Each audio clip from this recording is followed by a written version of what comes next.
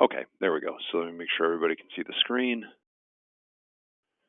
All right, great. So again, thanks for joining me. Again, we'll have a webinar today. We have one tomorrow at 1 o'clock, and then I might do one more week.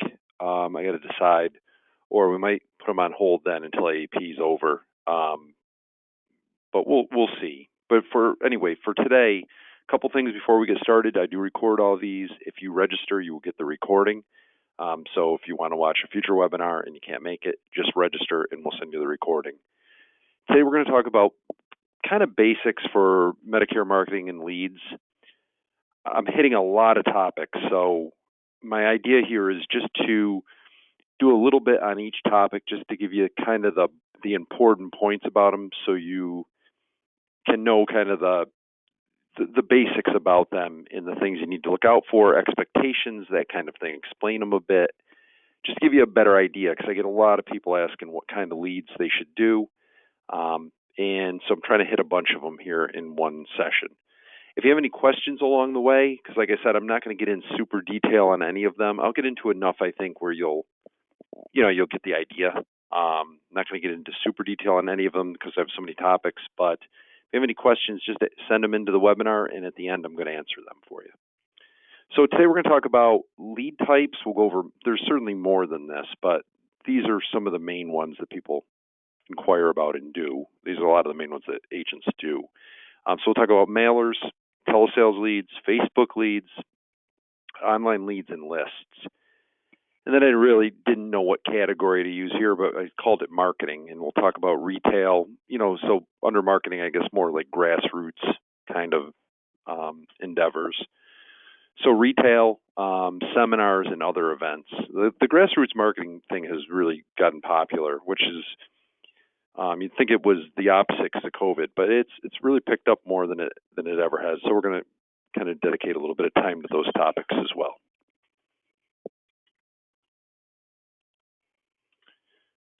Quick reminder before we get into the lead types is the lead program. Remember that Crowe & Associates offers a lead program to agents and agencies that work with us.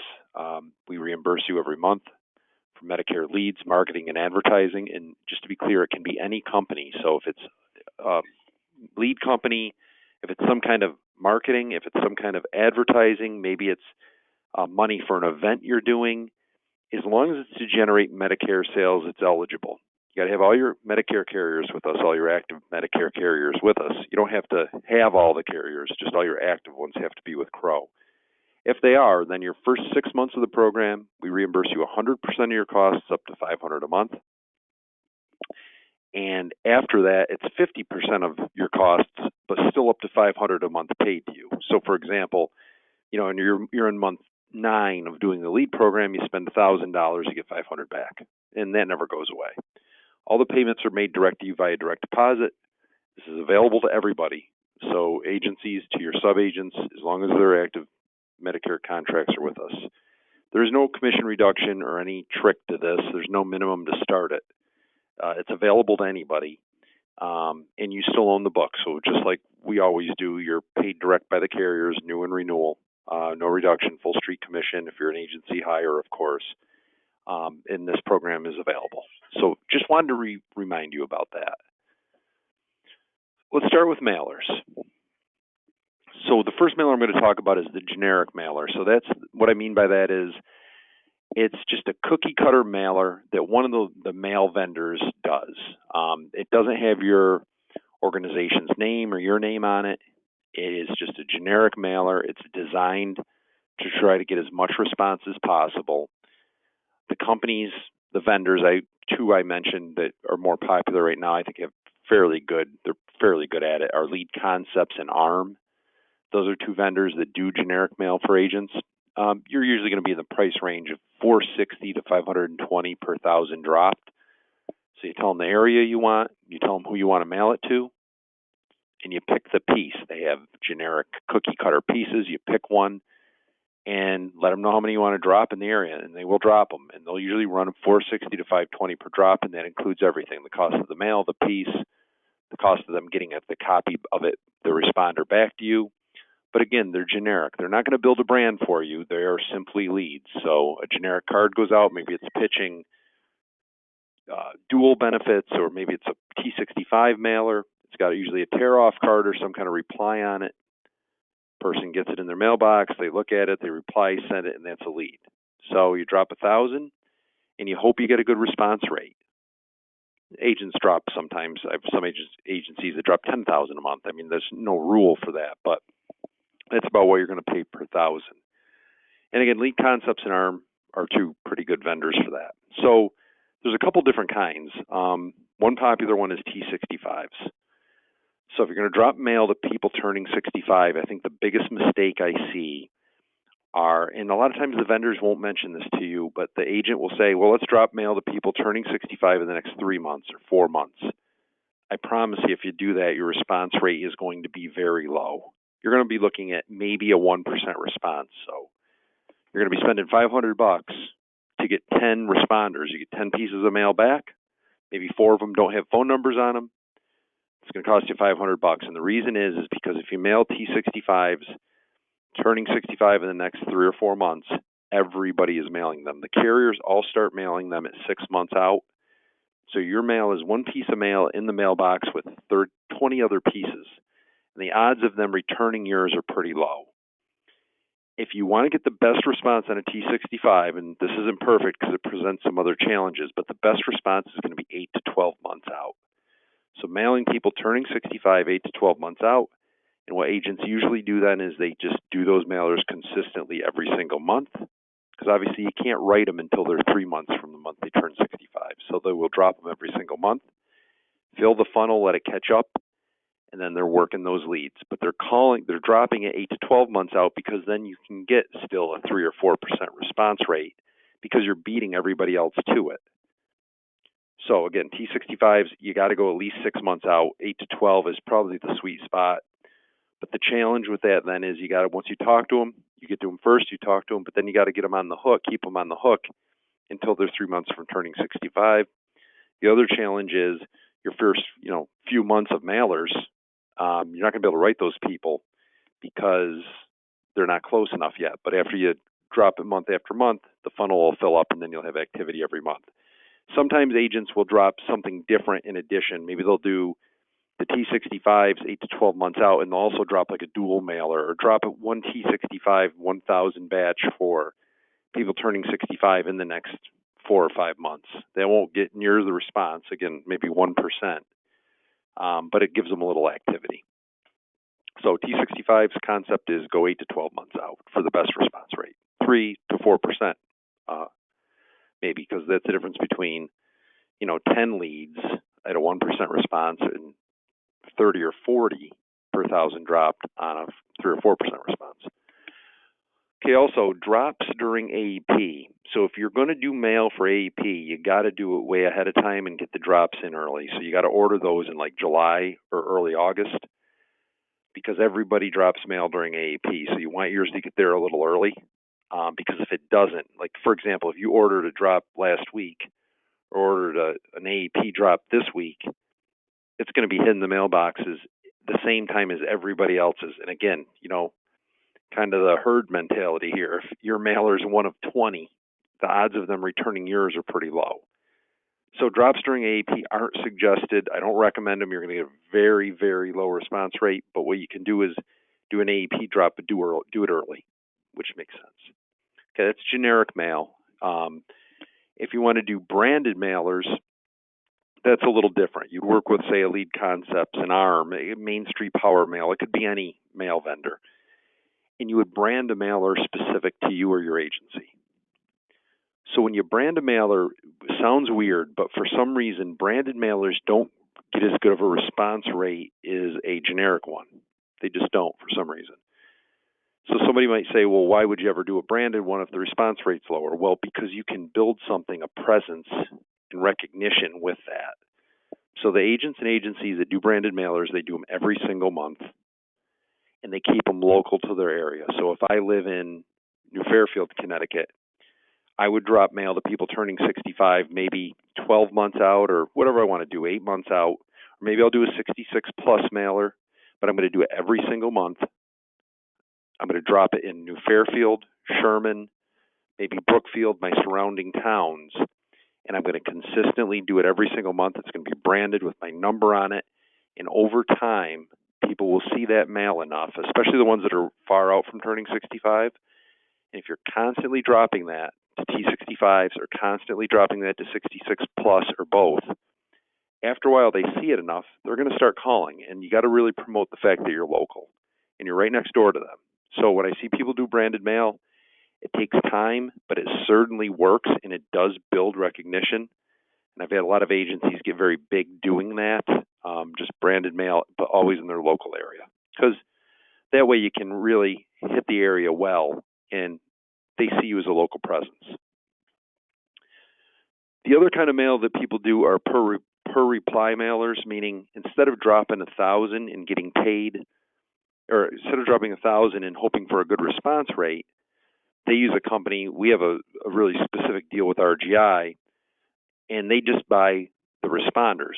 So you might say to RGI, I want to buy 40 mail responders.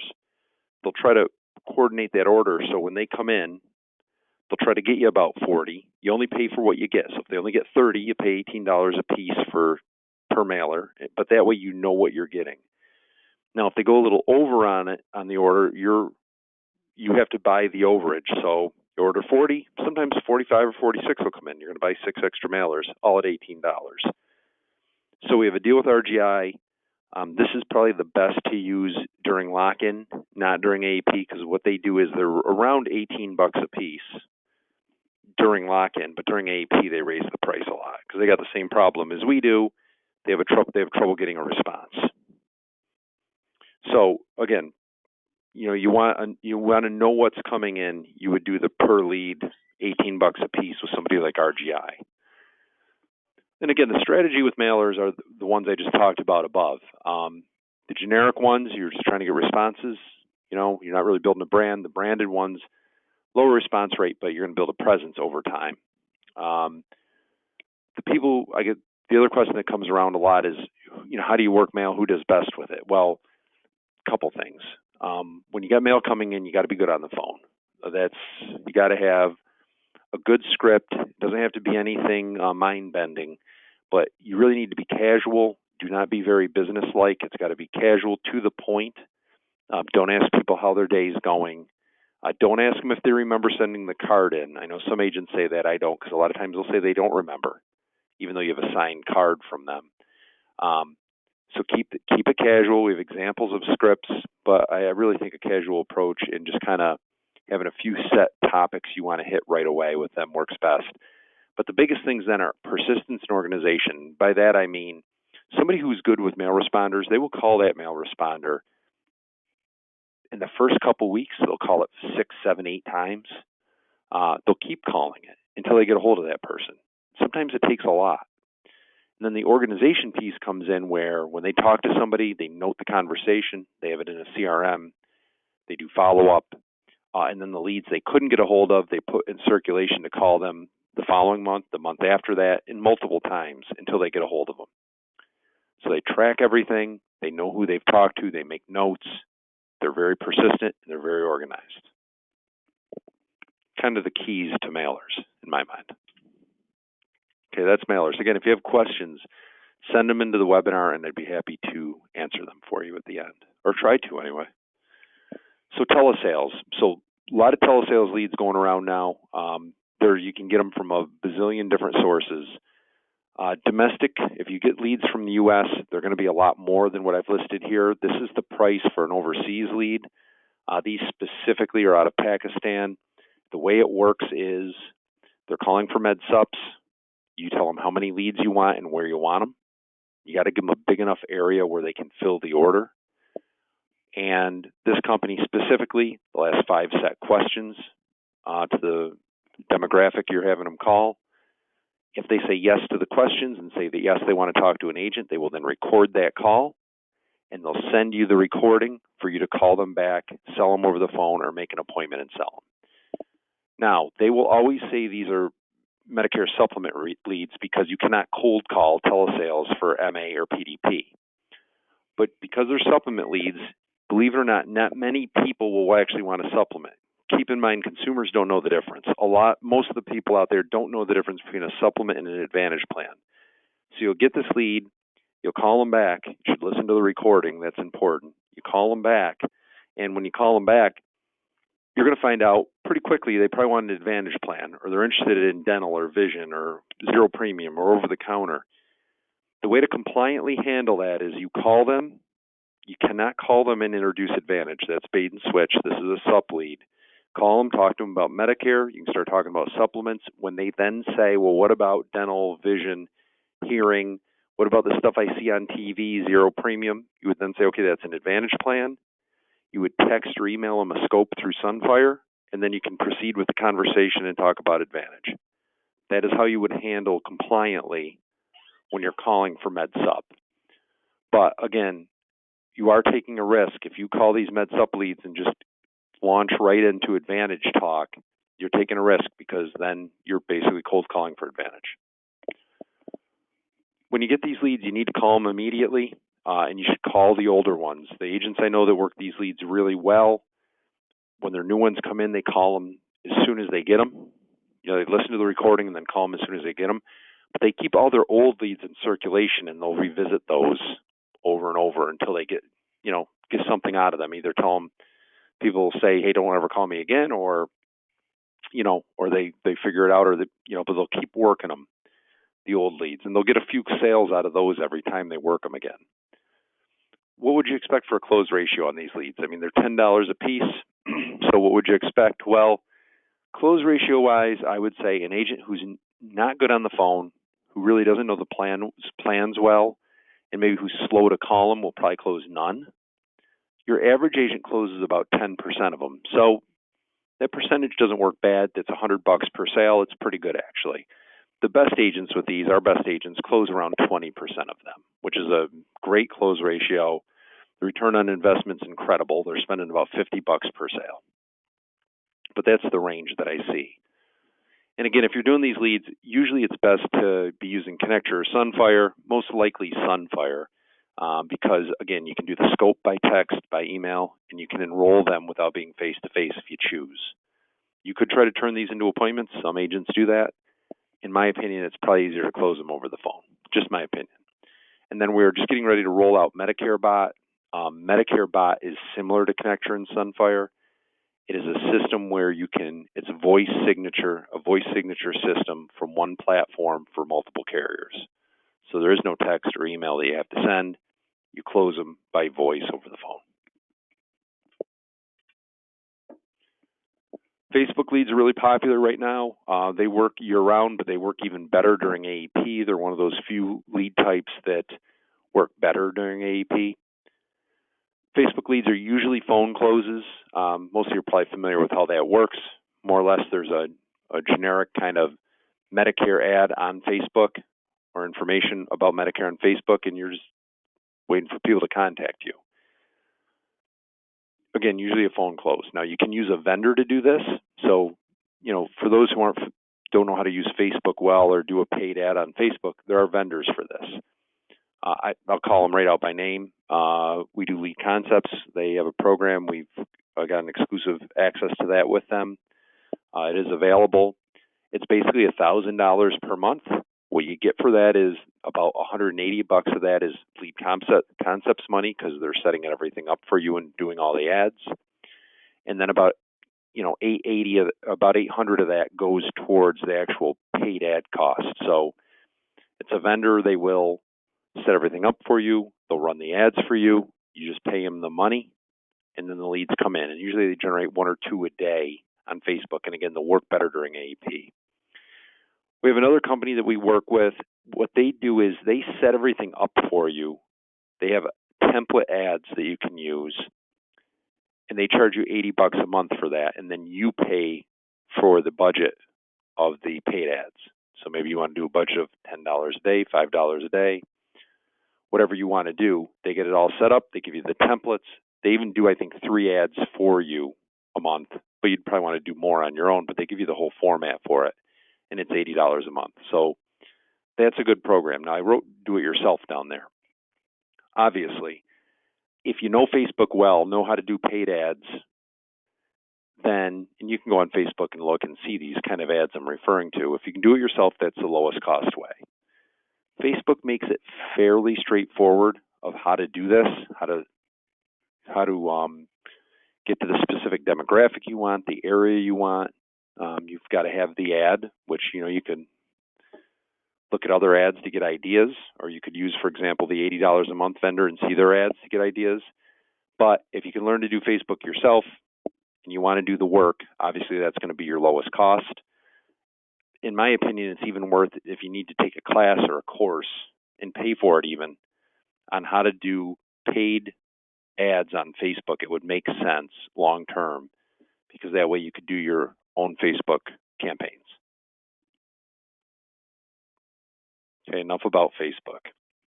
This meeting's going to go this webinar will go a little longer than most because we're just doing a lot of topics, but online leads.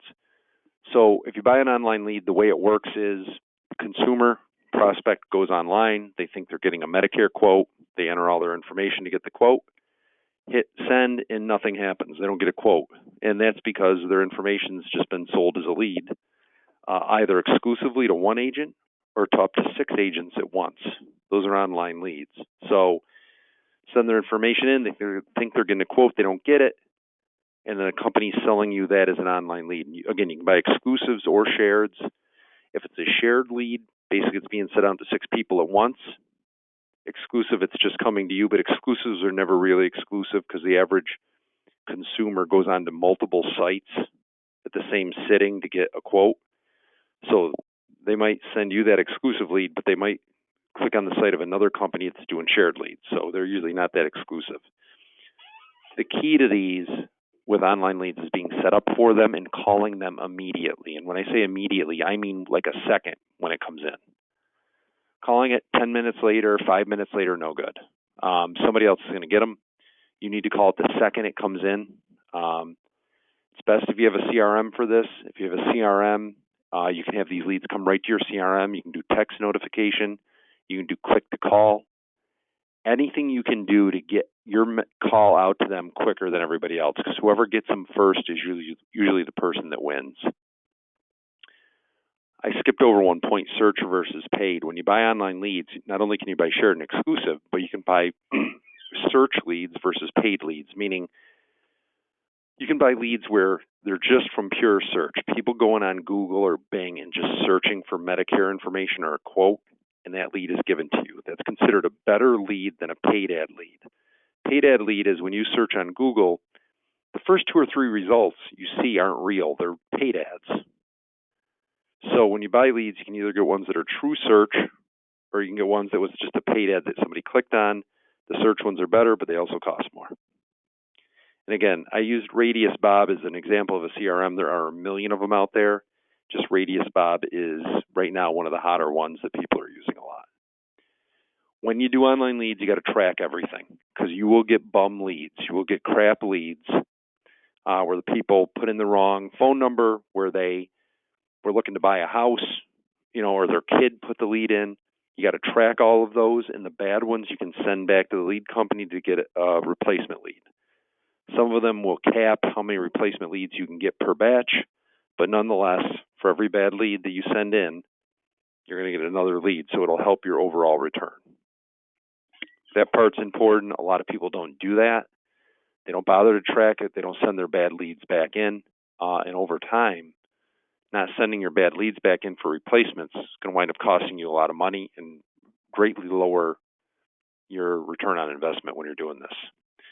But online leads, again, you got to be set up for them, and the whole key is getting out to them very quickly, and the other key is follow-up and tracking the follow-up, and that's why I recommend using a CRM. We still do get a lot of people asking for lists. Unfortunately, we get some people that buy them. If you work with us, you don't have to buy a list. We subscribe to a service we pay for. The data is all coming from the same place ultimately. Ours is from Data USA, but it's all from the same 28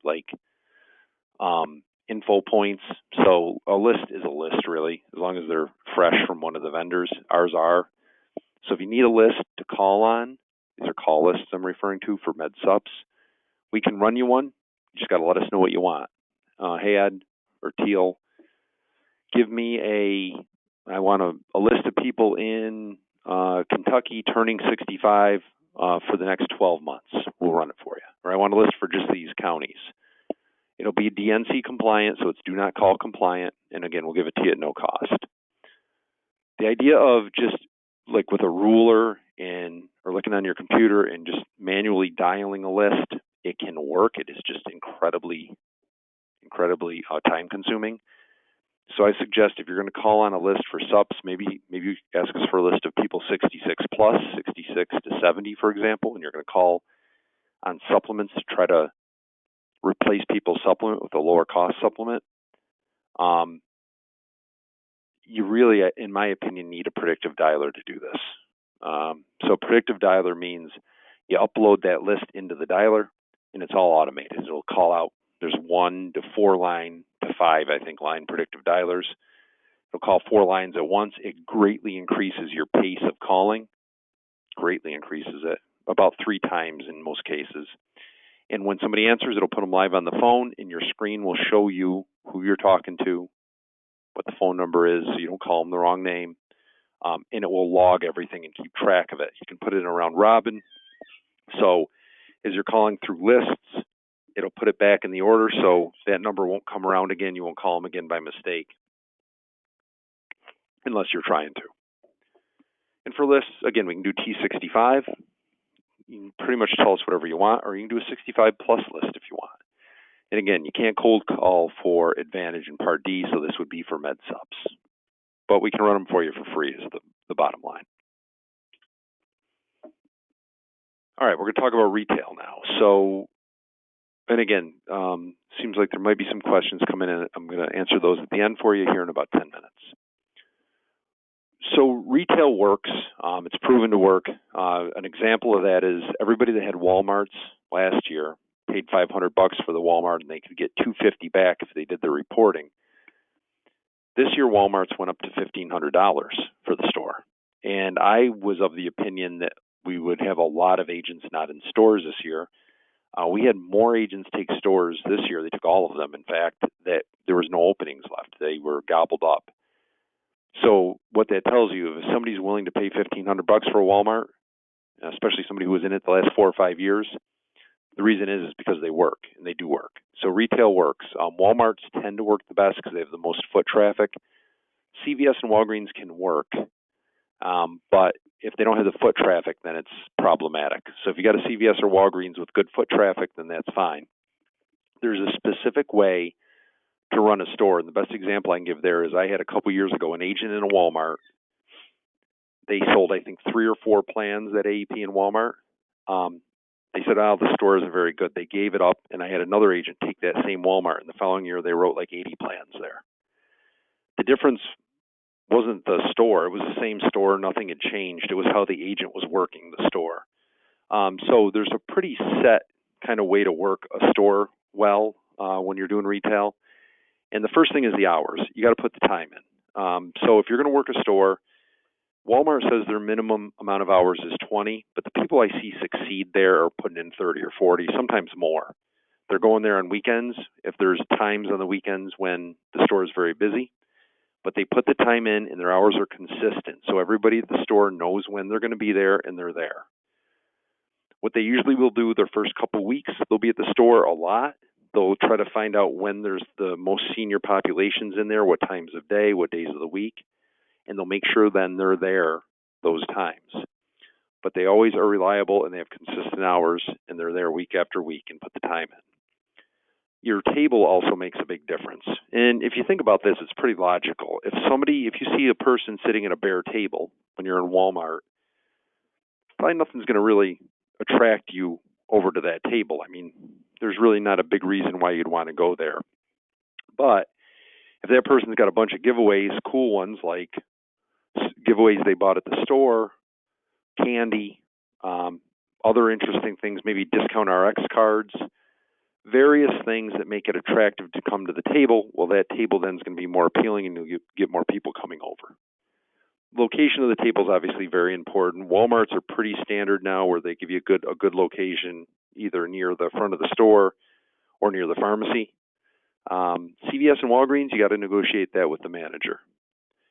Networking at the store is another important thing, and that means going to the store ahead of time before you start. Get some rapport with the manager. Maybe tell the manager your giveaways you're going to buy at the store. That always helps. Try to get a relationship with the pharmacy, because if you think about it, the whole idea is if they know you, they know you're going to be there, they're going to suggest, for example, when somebody goes to the pharmacy and their medications are very expensive, the pharmacist will send them over to your table. So relationship with the store manager and with the the pharmacist is really important. I have some people at Walmart have pizza parties for the employees, and they'll even get enrollments from the employees referring their family members to them. Kind of a networking, old school networking, but it works. Other good locations for retail are doctor's offices. If you can get a relationship with the doctor's office, that can be a home run. Dollar stores, for example, things you wouldn't think of, food pantries. The trick with these kind of places is that, these aren't sponsored by the carriers. They're not set programs. This is all about networking and getting an opportunity to be in those stores. So you got to get create an in for yourself, and a lot of agencies and agents have done very well doing that. So that can make a big difference. I wrote community event organizers here. Some of the carriers have community event organizers, and those are people that work for the carrier, like United, for example, has them in a number of states, and they help agents get into retail locations. They give them tips on how to best work those retail locations, and a lot of times that community event organizer for the carrier will already have ins at dollar stores, doctor's offices, those kind of things. Creating a relationship with this person can be immensely helpful for you. It can pay huge dividends, not only just for their locations, but also for their know-how and their advice of how to do it. So my suggestion there is, if you're in a state, lucky enough to be in a state that has a community event organizer, if you can get a relationship with that person and build it, they might be able to get you into locations you otherwise wouldn't get, and you also have a chance to pick their brain, so that can be very helpful. Like I said down here, example of a company rep. So just to prove retail works, there are some carriers that have internal sales reps, and some of those carriers don't give them any leads. They basically make them get retail locations, and they make them spend 40 hours a week there. And a lot of these carriers, they're internal reps, and remember, they can only sell that one carrier, so they don't have the luxury like we do of selling multiple plans. But they'll spend their 40 hours at a store, and their minimum production to stay employed is 20 apps a month, and they'll get it. So just to give you an idea, and a lot of times they will target grocery stores, are big targets for the internal sales reps at companies. But they'll get their 20 apps a month simply doing retail. The difference is their table's nice and they put in the time. They're there. So the concept works. The internal company reps make it work, and that's just selling one company.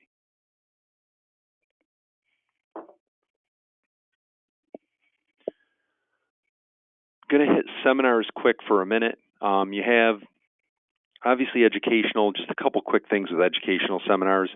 They make a lot more sense than they used to. Educational seminars used to be very restrictive. They are not anymore. The rules have changed a lot. When you do an educational seminar now, and what's educational versus sales? Educational just means you can talk about Medicare, Medicare supplements, Advantage plans, rules. You just can't talk plan benefit specific. So you can't be specific, and you can't bring apps. So no sales materials, but you can talk about whatever you want as long as it's generic. But at educational events and seminars now, you can do things like get a consent to contact, hand out your cards. You can make appointments at those meetings to meet after the seminar ends. You can even do meals at educational seminars now. Meals got to be less than $15, but you see that a lot now. Agents will do meals at restaurants where they can get a cheap meal, and they'll use that to get people in their seats, and they'll advertise that they'll come get a free meal and learn about Medicare. So educational seminars certainly are a better option than they used to be because they've loosened up the rules so much. Sales seminars are a little different. Sales seminars, you can talk about everything. You can get plan specific. You can bring apps. You can bring plan specific benefit information. In my opinion, we have a lot of agents that do their own sales seminars. I think it's best to get them sponsored by the carriers, meaning the carrier will pay for the advertising for it. If you want to do that and have your carrier, maybe you want to do sales seminars with Aetna or United or a bunch of others. The way that works is you basically find the venue. You got to talk to the agent manager, which is incredibly important, having relationships with all the company's agent managers. Talk to them about your location and getting a store and seeing if they'll advertise for you, and they will. However, these conversations need to be had very early. So if you want to plan seminars where the carrier is going to pay for them, those are conversations you're having with the agent manager in March or April for the next AEP. So obviously, way late for this AEP for sales seminars that the carrier will pay for. But those are, again, it's important to have a relationship with the agent manager and just make a note. I want to do seminars next year and have the carrier pay to put people in the seats. Start talking in March or April for the following year. Some other events I just wanted to mention. I'm going to wrap up here. I know I'm way over on time. Some other events are senior centers. Now, senior centers can be slow. The people I see succeed with senior centers, they usually have multiple senior centers. So they're doing presentations at multiple senior centers on a weekly basis in many cases. Just because they're not going to, those populations usually are slower to change, sometimes a much older population. They can work, but just relying on one senior center doing presentations at one usually won't do it. Usually you got to do them at multiple ones. And that's all about getting a relationship with the senior center. Maybe they want you to do educational only. That's fine now, because again, you can get the consent to contact, make an appointment. I know there's some senior centers specifically that don't let you do sales events. That's fine. Just tell them it's an educational event and do an educational event. Ice cream socials are really popular down south. We see a lot of those now where the agent has an ice cream social. They talk a little bit about Medicare. They usually do it sometimes as a sales event, but a lot of times as educational. And it gets people there, and that's really the whole key, is getting them there in the first place. And then they'll go over basic Medicare information and its way to develop relationships and get in front of people. Housing developments work well. Obviously, COVID has cut into those a little, where a lot of those places now won't let agents come in. But if you have a relationship there so you can have a table or do a presentation or both, housing developments obviously can be a great source of enrollments. In any association group, you name it. Any association group where they can advertise to their members that you're going to do a Medicare 101 or talk about Medicare or do some kind of presentation. The whole goal when you're doing events and seminars is getting people there. And an association is a great way to do that because they have members, and they can a lot of times advertise to their members to get them to the event so you have an audience. Some general tips here before we conclude, and I talk about these a lot. Some of these are things that I did not do personally when I was building my book. I wish I would have done a better job of. I did later in my career, but initially I just didn't know to do it. And the first one is the carriers, broker managers, having a relationship with them. Most of the companies, broker managers, if you have a good relationship with them, they have access to a lot of things. They can get you into stores, for example. They make those decisions, especially with Aetna, for example. They might have leads. If they trust that you are doing a good job and you're writing for them, they might have leads they can give you. Maybe they have PDP lists they can give you. But you're going to have to build some rapport with them and some trust with them and show them that you're going to write their plan before they're going to open up and give you those things. Because it's really up to them at the end of the day. What agents they feel most comfortable with are the ones they're going to give leads, put in stores, do those things. So relationship with the carrier, broker managers is really undervalued, super important. Not near enough agents do it. A referral gift, I think, is very important with your book to generate referrals. Remember, during a presentation now, you can mention that you do give referral gifts. You can ask for referrals now. That's a change from a couple years ago. A referral gift, maybe a $10, what I always did was a $10 Dunkin' Donuts gift card. It can't be a Visa gift card because that's convertible to cash. But a Dunkin' Donuts card is no problem, or you can do anything else. It's just got to be less than $15. The idea is tell them you want referrals, tell them you give a referral gift, and if you get a referral from somebody, if it's a legit referral, whether you close the case or not, I suggest you send them the gift. It's not the money, really, it's the thought. So you don't have to do $15, $10. A $10 gift works just as well. Maybe it's not even a gift card, maybe it's something else. But giving a referral gift over time will greatly increase your referrals. It'll more than double them easily. Spouses turning 65, this is a big one. If you write Medicare plans, maybe the spouse is 3 years younger, and you think to yourself, well, that spouse will call me when he or she turns 65. The odds are they won't. They'll only call you about 20% of the time. So what you need to do is preempt that by, if you write somebody and they've got a spouse who's 63, put them in your calendar or your CRM to call them 6 months or 5 months before they turn 65. Be proactive and call them. So you might have entries in your calendar that you're not going to call for 5 years from now. Put them in there and call them. You'll write 90-some% of those cases, versus if you rely on them to call, you'll get 20% of them. Follow-up is big. I know one of the things I did is I would go on a lot of sales appointments for various products. I would have been able to make a sale, and I'd kind of just forget about the person. If you go on a Medicare appointment and the person's happy with what they have or they don't want to change, talk to them about AEP. Let them know. Don't talk to them about benefits prior to AEP, prior to October 1st, but tell them that AEP is going to come up. Their plan, their supplements rates could go up. Their Advantage plan could change. Book an appointment during AEP with them. So try during the year to fill your schedule up with people that you're going to meet during or talk to during AEP. So you can't close them now. That's fine. But try to book them for AEP. And that way you can fill your calendar so when AEP does come around, you've got a lot of new sales appointments you can run. And then lastly, to finish up, relationships with other agencies for referrals. P&C agencies are big ones here. A lot of P&C agencies have thousands of clients. A lot of them are turning 65 or already are 65. They don't do Medicare. They're perfect. You can get a relationship with them and say, listen, I'd like to handle the Medicare piece for your clients, and I will give you a referral fee for every Advantage or supplement I write. And you can go up to $100 per case. So that's the max allowed by CMS. So for every case you write for them, you can give them $100. Makes a lot of sense. It's the easiest lead you can ever get is a referral from another agency, from their own clients. The biggest problem I see with this is agents will say this, the P&C agency, for example, or the health insurance agency or the accountant will send them a referral, and then the agent forgets to send them the gift or, the fee, the referral fee. And after a while, they just kind of lose, it kind of sours. So if you find a good agency, that's a gift. You should be really thrilled to have one that's going to refer you clients. If you mentioned you're going to give them $100 referral fee for every case you close, make sure that it gets to them and make sure it gets to them pretty quickly because you want them to keep feeding you leads. All right, that's it.